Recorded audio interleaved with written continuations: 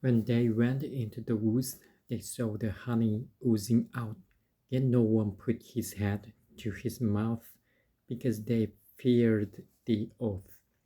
But Jonathan had not heard that his father had bound the people with the oath. So he reached out the end of the staff that was in his hand and dipped it into the honeycomb. He raised his hand to his mouth, and his eyes brightened.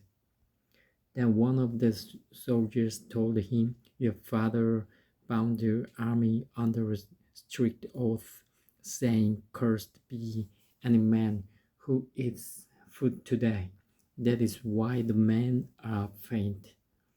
Jonathan said, "My father has made trouble for the country. See how my eyes brightened when I tasted a little of this honey. How much better it would have been if the men had eaten today some of the plunder they took from their enemies. Would not the slaughter of the Philistines have been even greater?" That day, after the Israelites had struck down the Philistines from Michmash to Azalon, they were exhausted. They pounced on the plunder, and taking sheep, cattle, and calves, they butchered them on the ground and ate them together with the blood. Then someone said to Saul, "Look, the men are sinning against the Lord by eating meat that has blood in it." "You have broken faith," he said. "Roll a large stone over here at once." Then he said, "Go out among the men and tell them, 'Each of you bring me your cattle and sheep and slaughter them here and eat them. Do not sin against the Lord by eating meat with blood still in it.'" So everyone brought his ox that night and slaughtered it there. Then Saul built an altar to the Lord. It was the first time he had done this. Saul said, "Let us go down after the Philistines by night and plunder them till dawn, and let us not leave one of them alive. Do whatever seems best to you." They replied. But the priest said, "Let us inquire of God here." So Saul asked God, "Shall I go down after the Philistines? Will you give them into Israel's hand?" But God did not answer him that day.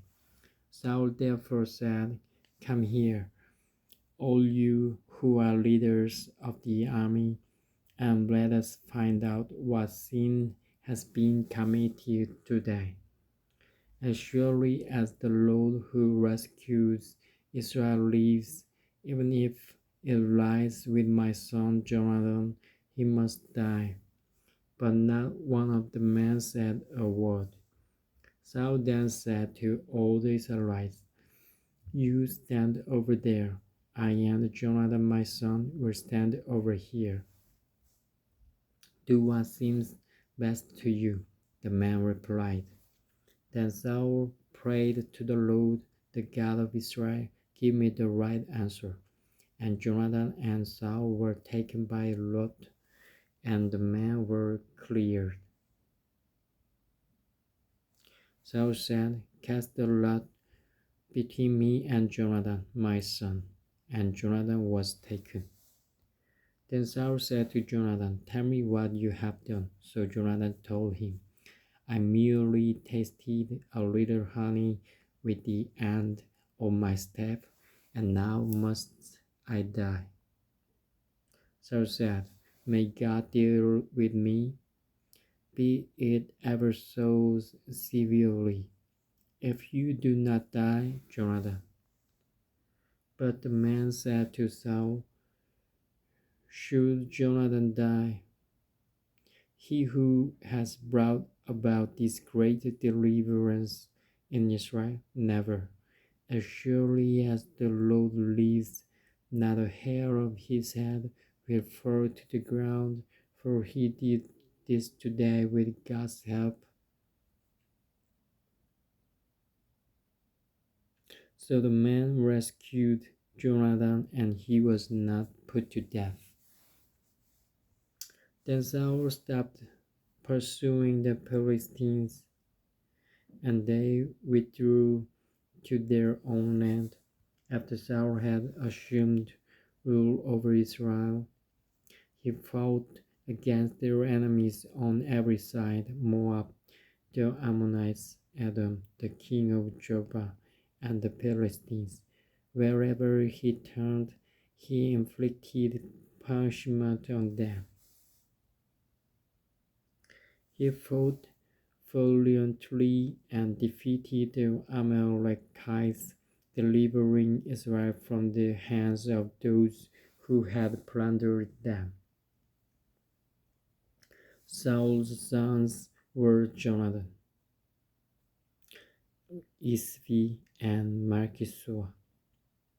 The name of his older daughter was Merab, and that of the younger was Michal. His wife's name was Ahinoam, daughter of Ahimaaz.